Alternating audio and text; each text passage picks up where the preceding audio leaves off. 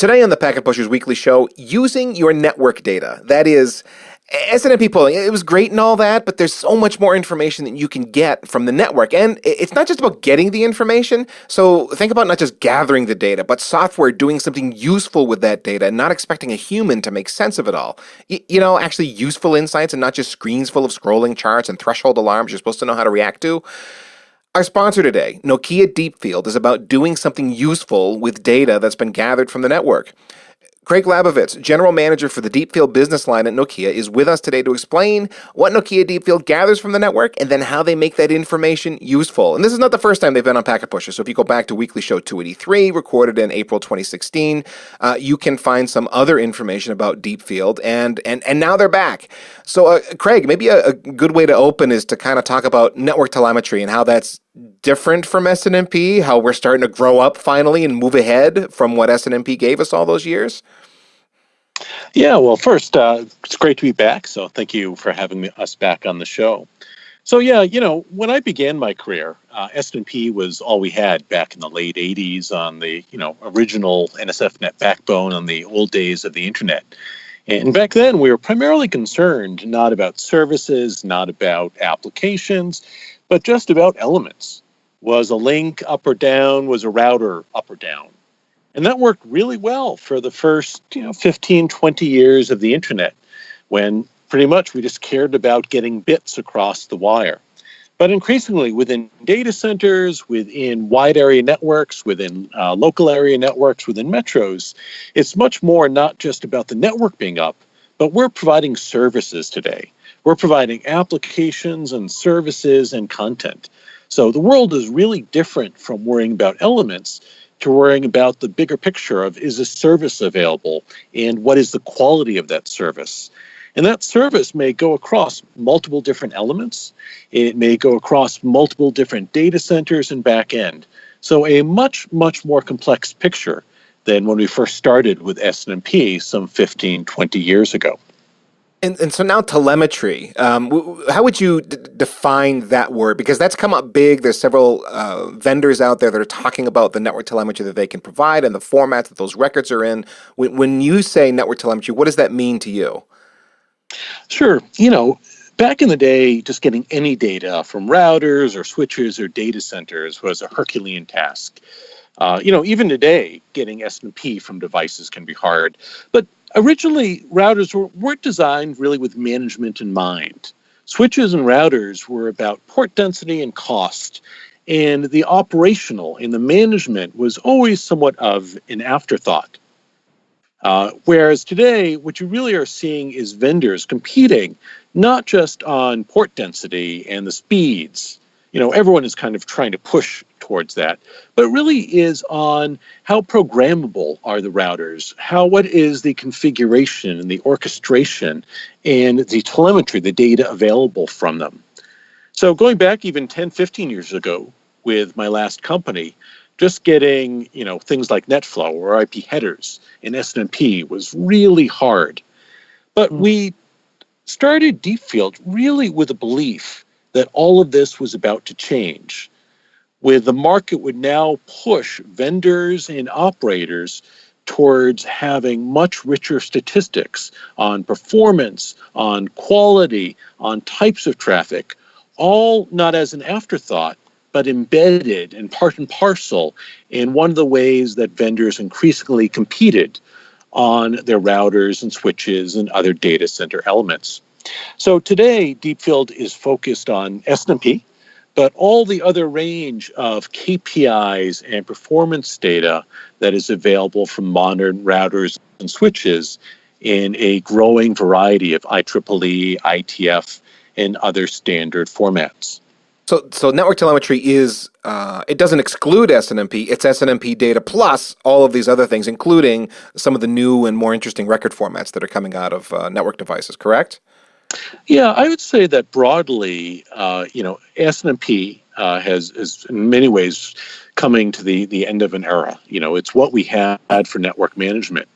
Increasingly, you are seeing data center, really the large data hyperscale, the data center, driving first, but also a large number of telecom focusing on things other than SNMP for configuration, not just using SNMP set, but looking at other ways to do orchestration and other ways to actually get the low-level data. So most of the major hyperscale vendors, these would be the Facebook, Googles, and others of the world, are all moving away from SNMP to types of streaming telemetry, really looking at not pull, but really push formats to get much more granular, an order of magnitude or more, 10x, 100x more scalable.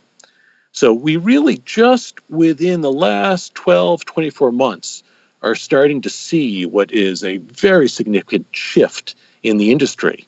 15, 20 years of SNMP being really the only thing to now we're starting to see the major players begin to move away towards streaming telemetry.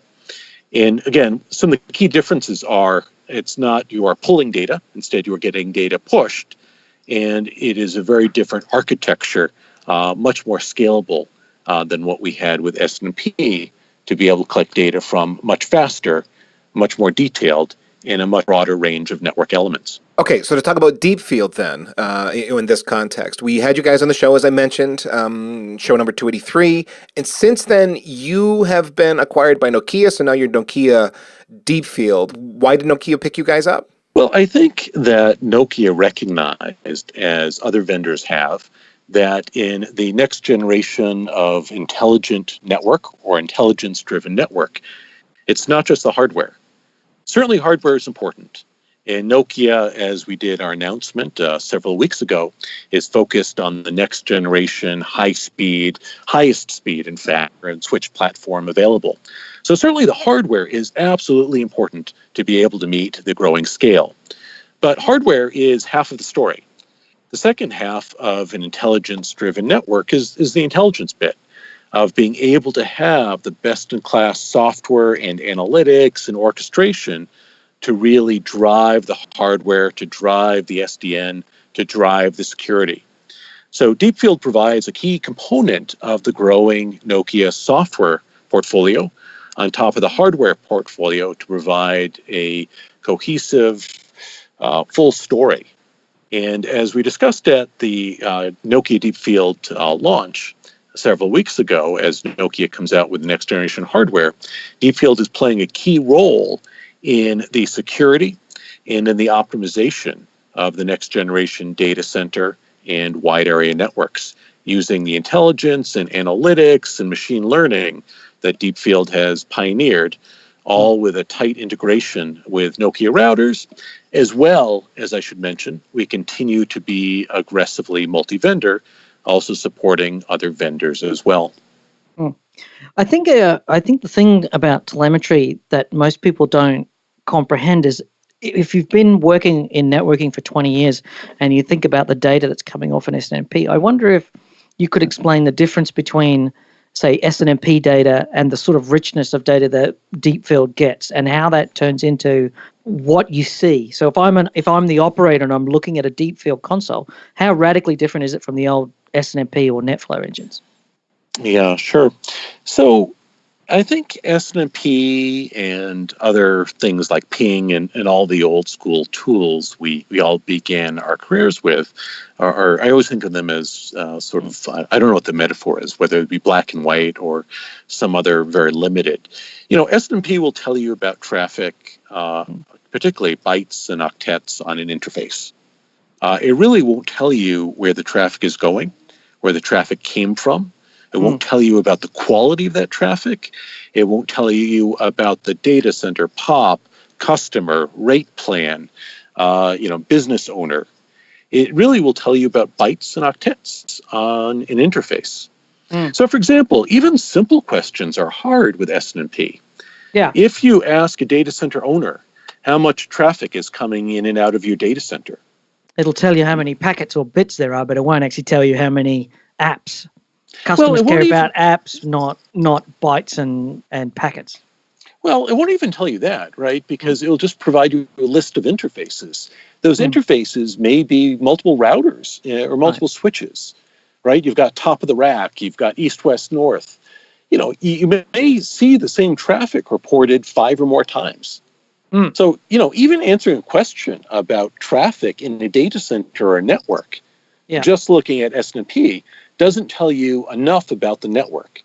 So And it now, is not Because just you need context. In other words, yeah, anybody can graph numbers, and then you're staring at a chart trying to make sense of it, which isn't especially helpful unless you, as an engineer, happen to very deeply understand that interface, what flows through it, and how that affects things. You really want software to help you with context around that data.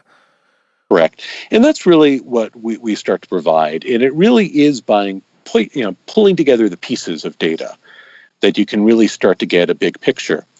And it's not just networking, right? Whether it be FedEx, whether it be Amazon, whether it be any business. All of the modern market is moving to recognize that data and analytics are not a nice to have, they aren't an addition, but virtually all businesses are increasingly being driven off of data as a key component, as key as manufacturing is, or as key as marketing. It is a key component of the business. And this is certainly true in a data-driven business like networking. So SNMP tells you about an interface, but does not have the context about the broader network, does not have context about the application or the business owner or the quality. It is just really a one-dimensional piece of data. So Deepfield pulls together data about traffic through the interface, about the application, about the topology. So we can not double count or triple count the data. We can understand what you're asking when you ask about traffic through an interface. We'll tie it with back office, AAA and Radius and KPI data and DNS data. We'll integrate with orchestration systems, again, Right. to really provide end-to-end view of what you are doing with that traffic as it meets business and engineering objectives. Right. So that's the real difference here, is that even though our SNMP managers might monitor each interface in a path, it doesn't actually give you visibility into the meaning of those counters or those data sets. Whereas you're suggesting to me that by collecting from more data sources, a wider range of data sources, that you can start to correlate all of that and build up a much more comprehensive telemetry. This is the gap between monitoring and telemetry. Yeah, that's exactly it. And I'd further say that I think physical element management worked okay when the network was made solely of physical point elements. Mm. Today, in complex mobile networks and others, large portions of it are virtualized. So it is not just elements being up or down, but you've a whole new class of failures, like soft failures, where in fact elements may claim they're up, but no traffic, no video is actually flowing. So it is not just that you need more context and more visibility, but the physical form of the network is changing and really is also driving towards new ways of tracking what's happening. And lastly, towards the same sort of theme, networks used to be solely about moving bits. Today, most providers are in the business of delivering content, whether their own content or third-party content. So it's not just is a physical network there, but networks today are as much about the routers and switches as they are about the CDN, the content delivery infrastructure, whether it be the provider's own or the on-net caches. In fact, when I started my career, 5% of network traffic came from CDN. Almost all of it was long-haul, tier 1 transit. Today, if you look in any consumer network, it's 60 or 70% of traffic is CDN, whether it be on-net, coming from CDN servers within their network, or coming from off-net. So, the long-haul part of the network is gone from being the majority of all traffic to today it's minority. And most people, when they do network engineering, are as much doing content engineering and focused how to optimize the metro as they are the wide area transit.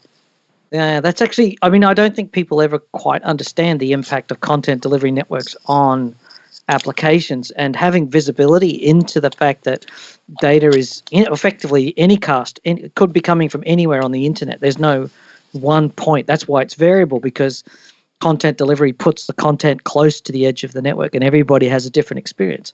But there's no way of measuring that unless you can correlate all these data together.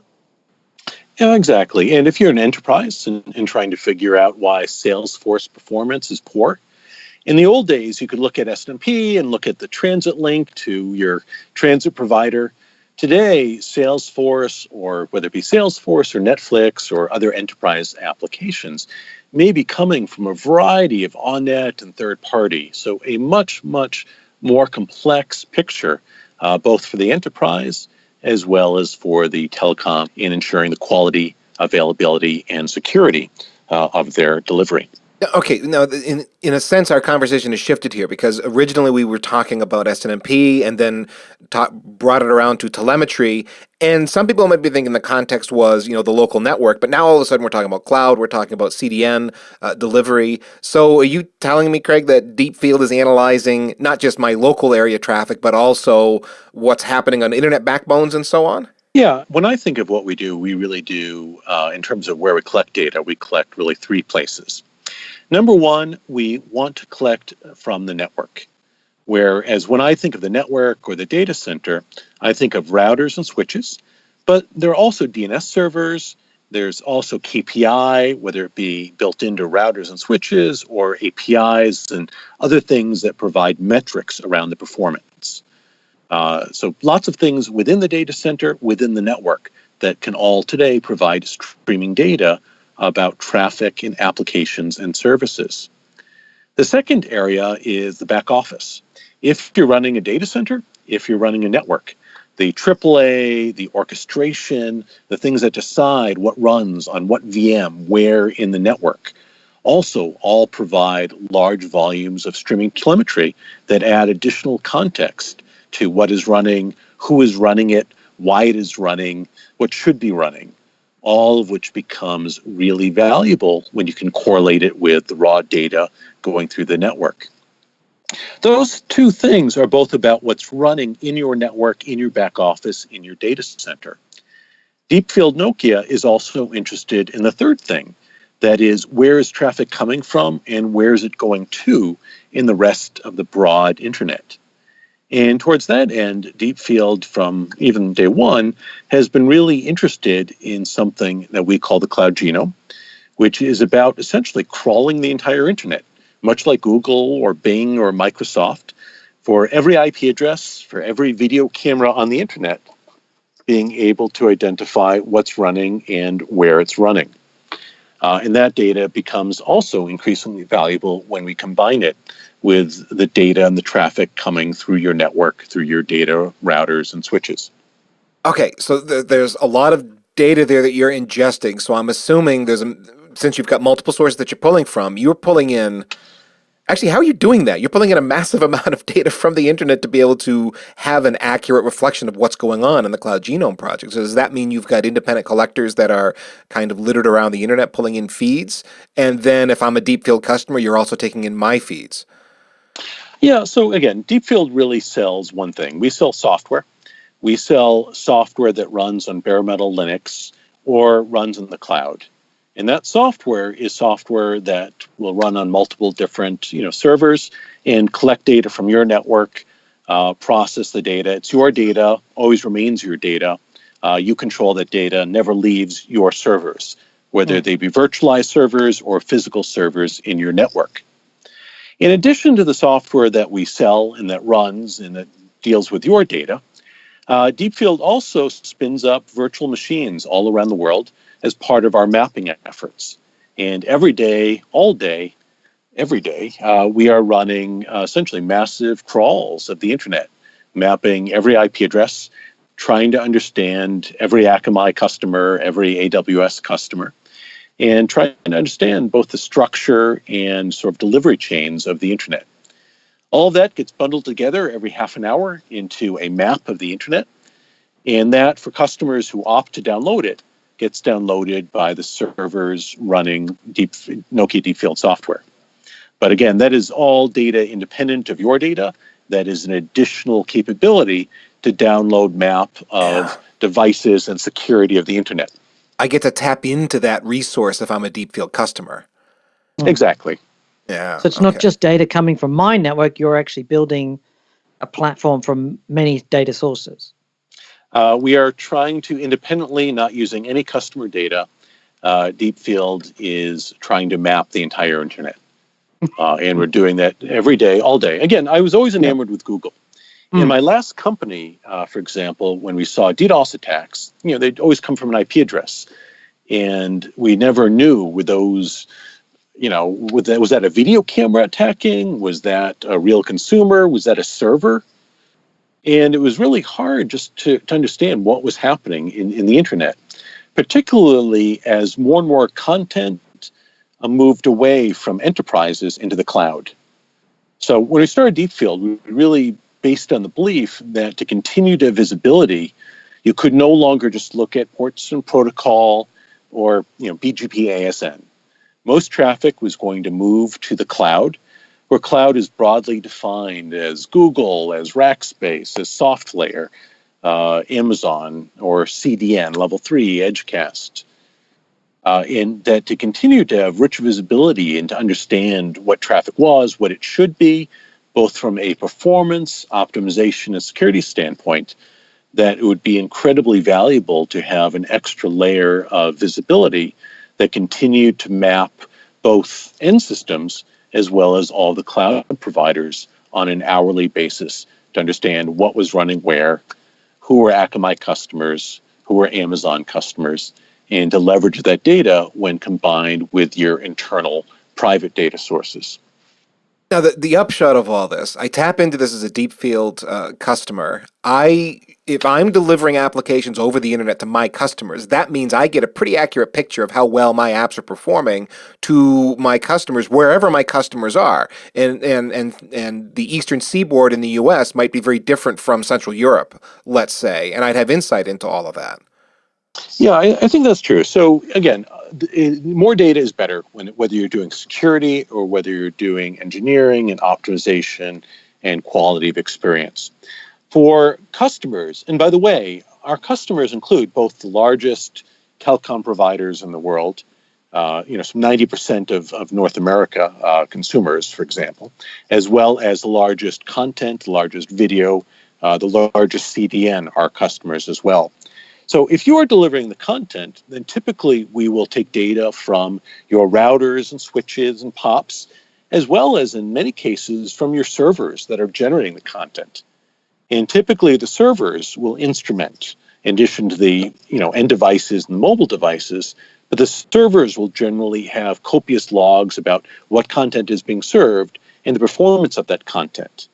And so Deepfield is able to combine the server level data with the data from routers and switches to follow that traffic and that quality of that traffic as it is delivered throughout your network and out to the POPs through the rest of the world. So just to qualify that, you're talking about server data, like an HTTP engine like Apache generates logs, and you can tell the objects that were served up and how long it took to serve them and delivery codes and so on, that sort of data? Yeah, exactly. So if you are running your own CDN, if you're serving your own content, then generally, whether it's Apache or something that looks vaguely similar, you will generally have some type of log-based or data lake type of information about the content that you are serving. And Apache would be one example of that as well. Okay, now you're getting into some things that I've been going on about, which is the need for the IT stack in the data center, the need to be able to correlate all of the different bits of logs and telemetry data and so on, and then analyze it in a unified way. Because it's fine to look at the network data, that's certainly an important repository, but then pulling in information from applications as well means you get a much more complete picture about what's going on. And when an application is underperforming, you really want all of that data together so that you can clearly pin down exactly what the problem is. Just looking at the network data, you can make some good inferences, but you don't know until you start pulling in the application layer data as well. It sounds like you guys are heading down that road. Well, not just heading. I mean, I think we're there, right? So for several of our large telecom customers, they run their own data centers. And the data centers will have lots of different business units with their own applications, an IPTV, a home DVR, a home security, whatever it is. There might be dozens and dozens of different business units with applications running in data centers across the country or across the world. What we can do is we have got the data to tie together performance data with their orchestration system. So to understand at any given time where applications are running and to tie it to the business owner, to the application, to make sure that the traffic that is New York traffic is serving New York. And for example, that New York data center is not serving LA. So it's about understanding, is the network being run efficiently? And often it is not that the information doesn't exist. It is just, the problem with data is it's so diffuse that being able to link business data about business owners and business applications with performance data and tying all of that together in real time really is an incredible revelation for many of our customers. And it's very difficult to do. This is something that we've played with over the last 4 or 5 years with tools like Grafana, lots of open source software. But you just can't, none of them are networking centric. Like they're general purpose software applications for logging and presentation and for graphing, but they don't actually focus on the networking specifics part as well. Yeah, I think that's true. And, the range of technologies we encounter range from network operators who are still using Excel to plan their network and to try to once a year calculate. We certainly have many people using Grafana or, there's everything is out there, MRTG and others. So I think, and again, Deepfield is not out to replace everything. But we really view ourselves as a building block that can provide some really scalable ingestion and correlation, a building block that can add machine learning and intelligence and post-processing to data. And then for customers who choose to use one of our applications, we do provide applications around quality of experience, around alerting, around traffic optimization, and around security. But in fact, we have several of our customers, including the large CDN, don't use our UI. They don't use our applications. Rather, they use us as a building block as part of larger internal solutions. Increasingly, we live in a DevOps world where APIs and the integration becomes important. And that certainly has been one of the founding key tenets of Deepfield, is to be an API-driven company, both leveraging the APIs we ingest, but also promoting and providing significant northbound APIs to third-party systems, as well as to providers' own internal systems. I think it's the understanding that there's that the shift to software is changing things at many levels in the network.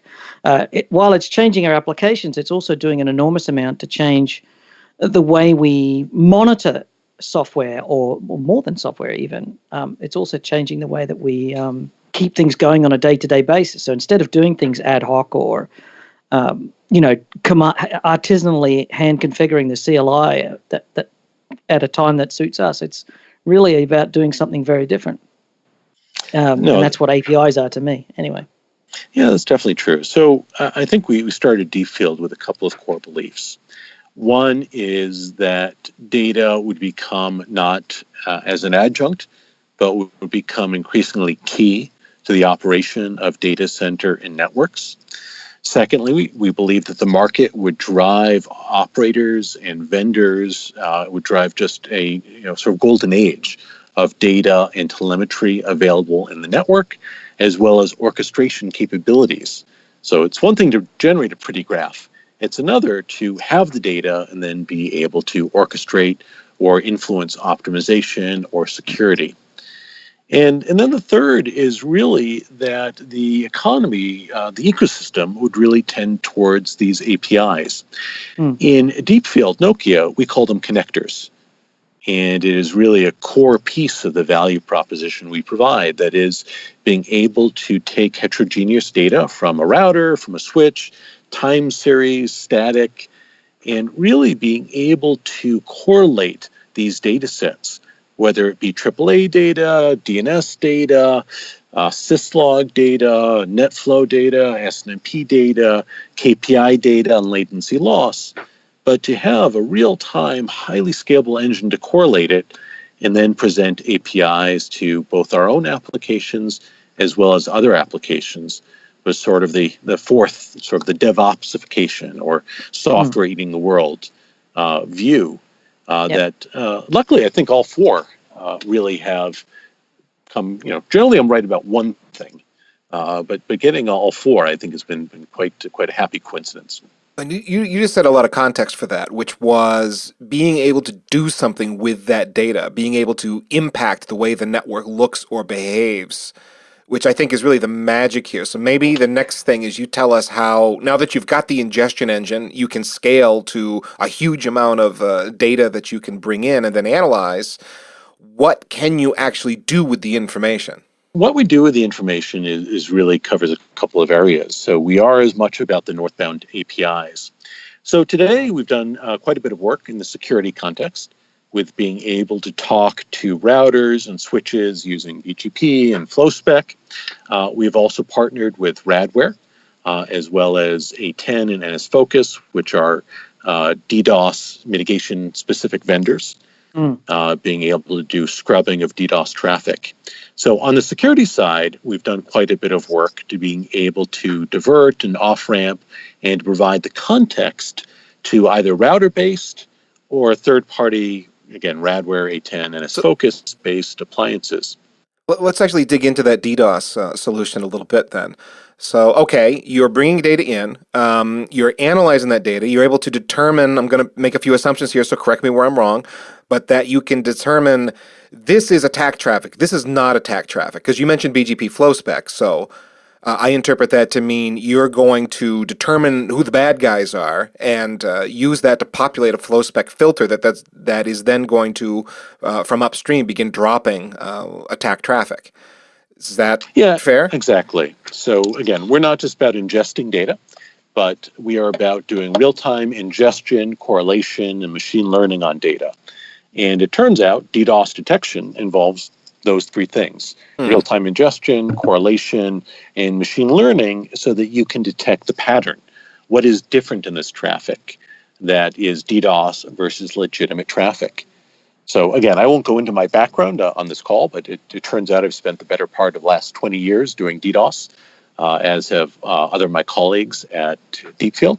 So we've got very long history, including doing some of the first successful DDoS commercial products. So we've been able to take that 20 years of experience and now, given a real-time streaming platform with significant machine learning and correlation capability, been able to come to market with sort of the next generation, some 10 years later, of DDoS detection. And indeed, when there is an attack, we'll detect it and we'll pass the very specific fingerprint of that attack to mitigation devices or via FlowSpec to routers and switches. Do you have a sense of how how effective this is? Because it does sound like the perfect application for it. But the problem with DDoS mitigation has always been false positives and so on. But here it sounds like, well, it's kind of perfect, because if you do have some false positives and false negatives, that's okay if you're getting the vast majority of the traffic correctly classified and then populating the filters where you need them. But that said, do you have a sense of just how accurate this has been and the impact machine learning has had on pattern recognition? Yeah, so security is generally about data and information, right? The reason you've got false positives and false negatives is lack of information. So the more information you can have, the better. And the primary tenet behind Deepfield is certainly adding it's not just volume, but it's also the quality and correlation of that information. So, with previous work with SNMP, we just have traffic on an interface, and maybe you could see a spike in data. But when you know that traffic by country, by peer, by ASN, suddenly you've got much richer data to begin to discriminate. Now, for example, you've got a massive DNS spike coming from all around the world. Knowing that's DNS traffic is helpful. Knowing that it's coming from certain networks is helpful, but imagine it was coming from IoT devices. Imagine it was, whatever it was, 9 months ago, and it was coming from DVR, video cameras located in gas stations and quickie marts around the world, all botted, all suddenly sending legitimate-looking DNS requests. Now imagine you had crawled all those IPs and you actually knew every DVR IP address in the world, and instead of just seeing a massive flood in DNS requests, imagine you had a DDoS detection system that flagged massive DNS requests from DVRs. Right. That suddenly becomes much richer and much, much more actionable, rather than a flow spec, for example, that would just drop DNS traffic, which isn't that helpful if your main business is being a DNS provider. Right. Exactly. Again, all about that context and the metadata you can build around information to make intelligent decisions. But knowing you just surgically blocking DVRs, which really should not be sending multiple meg of DNS requests to you under any circumstances. Again, that's where the genome and other pieces of data all start to come together to provide really a very rich and very capable mitigation and detection mechanism. Okay, so we talked about DDoS and DDoS mitigation, but what are some of the other applications? Like, for example, you've mentioned being able to integrate with orchestration systems and so on. Maybe some use cases that bring that into play. Yeah. So again, we are aggressively multi-vendor. We are being used today by CDNs and others to do real-time traffic optimization, traffic engineering, again, deciding where content is delivered or comes from. Broadly, I should say that a lot of the market in SDN and orchestration has focused on the how. That is, given patterns that you want to optimize, given, essentially end-to-end paths, demand matrices or other things you want to optimize, this is how you do the controller. This is how you do the orchestration. This is how you set up the paths. So a lot of the market is focused on the how almost exclusively. What has been missing is the what. Like, what do you optimize? How do you know? What metrics? Where are those metrics coming from? What data are you using to drive the SDN, the orchestration? So Deepfield really provides the what. Provides the real-time data to inform whether it be SDN or more broadly orchestration use cases. We are working with a number of vendors. We have demoed and announced internally. We're doing quite a bit of work with Nokia NSP product line. We have been working with Nokia Nuage, as well as, of course, with our announcement several weeks ago, doing quite a bit of DDoS and security work with the upcoming Nokia router line. So it's both with Nokia products as well as with third party, being able to provide that real-time API to drive the intelligence and the application and the content and the QoE visibility to provide both security and traffic and engineering optimization use cases. I sort of picked up on network monitoring and telemetry back in the whatever timeframes way back when in history, and I just the leap from monitoring of just literally polling an SNMP MIB and calculating bits per second and charting it in a RRD a round database is just to correlating multiple sources of data, like having a map of the internet and then looking at the net flow data that you're collecting at your edge site and then correlating the two of those together and saying, if this is true at your site, then it would be related to this event happening in the internet backbone or, that type of telemetry. That just changes the way ownership of your network looks. Instead of your network being something that you have this mental model of, and after 2 years of banging your head on the brick floor, trying to work out what's going on and doing packet captures and building up a model of what your network is, you are finally informed. You have the tools where you can just go up there and say, bang, this is what that link is. Here's the types of traffic flowing across it. And you know what? There's external issues that relate it together. That's the difference between monitoring and telemetry, is not just the volume of the data, but the correlation of the data from different points to inform you about what's happening somewhere else. But Craig, it's even beyond that, because you're talking about the ability to analyze the data and then take actions on the network. So we talked about DDoS as a possible, as an application here where you can do DDoS mitigation. What about something like traffic engineering? In other words, if Deepfield is analyzing my network and detects some sort of performance issue, however we define that, can it therefore recommend or just put in place for me some kind of traffic engineered path that is going to work around that problem? Yeah, that's exactly the types of work we're doing. So again, the three areas where I think we provide, more broadly, let me just step back. I think in the past, traditionally, people deployed hardware. They deployed hardware to do SNMP polling. They deployed hardware to do active measurement. They deployed, hardware to do passive measurement. They deployed DPI. They deploy, there's just, if you go into any data center, it's quite impressive. There's just racks and racks of stuff, and that's what you did. DDoS was a separate appliance. Traffic engineering, a separate appliance, separate UI. Over time, all of this has been moving into routers and switches or being virtualized. And it is not just more data or less data. It's really the degree to which data is integral to running the network. In the past, analytics and reports were something, I started my career with NSFNet. We did it, once a quarter. We do capacity analysis, once a quarter. And networks were pretty static.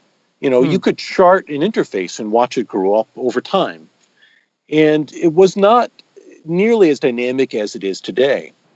What is different today, of course, is Akamai flips a switch, and suddenly a third of your network is coming from somewhere different. Or Netflix or OpenConnect does something different.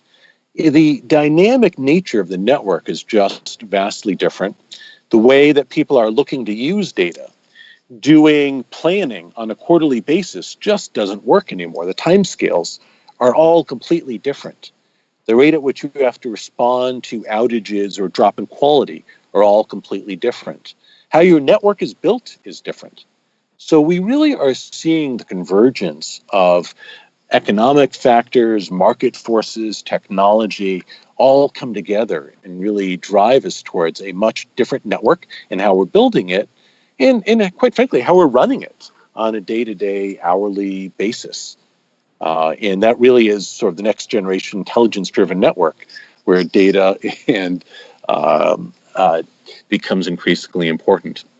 Well, I was going to take you in a little different direction here. So, because we've been talking about software a lot, but in fact, hardware is becoming part of this story too, in that we're not just polling for, the control plane for SNMP counters. Now we're actually pulling the telemetry, as we've established. And a lot of that's coming out of silicon, is it not? Where, traffic's going through, and then the telemetry records we need are actually generated in the hardware and then taken off the box. So we're not impacting control plane operations and that sort of thing. And there's like the Nokia FP4, and there's some other chips that are out there that are in that space. I just wanted to get your thoughts on the importance of that going forward, the hardware impact to pulling data out of these boxes. Yeah, well, again, that's one of the big beliefs behind Deepfield. And one of the reasons Deepfield was quite excited, our initial business plan, if in fact you look at it, had 5 or 6 bullet points. And one of the first bullet points was hardware will start to export much more data. Hardware and routers and switches, and whether it be, things like Nokia FP4 or others, will start to have the capability to really replace, third-party devices. So all the third-party DPI, all third-party KPIs, but that it really would be software and the core network elements is what you would need moving forward to really drive, sort of this intelligent network. Indeed, that's what's happening. So the wealth of data that we will be able to get as FP4, as one example, comes to market is just incredible.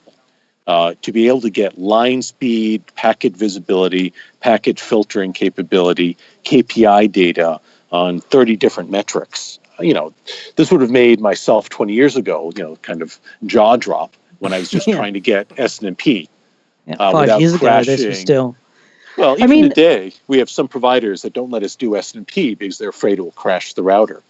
So, we're heading in the right direction. We're not completely there yet, but certainly these capabilities of the routers are really quite exciting.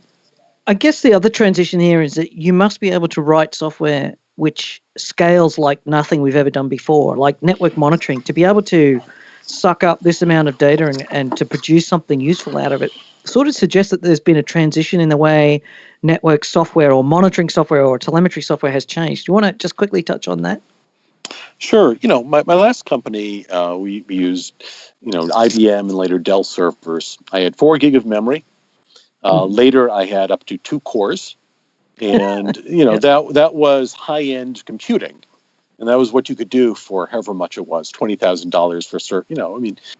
Uh, and today you can't buy, a server that doesn't have less than, I don't know, how Yeah. many cores. Yeah. Hypercores with the hyperthreading, it could be 16, certainly 4, 16, 12. 16. When I started my career, if I wanted to install a new server, I'd have to deal with customs and I'd ship, and it was this very long process. Today, if I want to spin up, Google instance and AWS, Linode, or whatever it is, it's just a keystroke. So there really has been, certainly at the virtual layer and at the hardware layer, just a completely different world, where from a scarce resource, where I once felt the need to program in assembly, today, by comparison, compute, memory, and CPU, by comparison, are infinite. Yes. Certainly to myself. So it's basically silicon's giving you all the engine you need to just run bigger and bigger software. And I guess also, as the software gets bigger, you spend less time doing small things and just working on big things like graphical user interfaces and data ingest and correlation. Yeah, so it's several things, but certainly the hardware. It's true of both networking and true of AI in general. I actually, before I was into networking, I was an AI graduate student back in the AI winter of the late 90s. But, AI came close to dying out as a failed exercise that most people don't remember. And there are several reasons for that. But one of the reasons is to run some of the computations I used to run. It would take 5 hours. It just wasn't practically available. Today, if you want to do speech recognition on 1,000 nodes, it's just suddenly the power of computing has really been transformative to allow both machine learning in networking as well as AI more broadly. But it's also the technology. 15 years ago, MapReduce and all of these algorithms just didn't exist. Yeah. Today, or even simple things like web servers. You had to go and pay someone an extortionate amount of money to buy a web server. But, the explosion in research papers, in knowledge of how to do hyperscale distributed programming is also, it's not just the hardware, but how to use the hardware has also changed dramatically, really accelerating over the last 5 years as well. Now, Craig, as I'm going through our show notes here, you have a story to tell us about Netflix because they're someone that you've been able to work with and have a positive impact on them. And I like use cases, so please tell me the Netflix story. Well, I think it's actually several stories. But we talked earlier about the degree in looking for examples on content engineering and quality of experience. But I think the story really brings together several themes we talked about throughout the show today. So we've had a couple of examples, one in particular, where we had a customer that started in the top 5 of the Netflix rankings. Now, each quarter, or I forget if it's each month, Netflix has a wall of fame or shame, depending where you land on it, that they publish publicly that lists all the providers in Europe, in Asia, the US, and so on, who is providing the best video quality. This is a list that sometimes makes the front cover of the Wall Street Journal, certainly is seen by millions of Twitter users who can be quite cruel as their prospective ISPs rise or fall in the rankings. Now, the customer in particular we worked with had lots of stuff in the network. They had spent millions of dollars optimizing their cable plant, the last mile. They were doing everything a good provider should do in terms of the continued investment and upgrade in their network. And indeed, for many years, they ranked near the top of the rankings. So it was quite a shock to them when they went from the top 4 to the top 5, and then to the middle of the rankings. And when they got to the middle of the rankings, they turned to all the standard techniques. They turned to SNMP, they turned to DPI, and a lot of the instrumentation in their network would tell them about an individual link or an individual piece of the network. But they could not figure out why they had dropped in the rankings. And then the next month, they dropped even further, and then further. And by the time they were near the bottom of the rankings, Twitter users were alight with all sorts of cool comments and threats to switch. The board of directors was involved, and the CEO and others who had agreed to all these investments really were asking what happened. Why were they not seeing the quality? And again, all of the standard network management, network monitoring were showing everything was fine. It was only really once deploying Deepfield where we were able to correlate performance data, not just on an individual link, but from peer to core to aggregation to CMTS, all the way through the network. And to do this constantly in real time, that it became quite obvious where, in fact, the problems lay. And some of them were internal, but some of them were also external in dealing with some of their partners.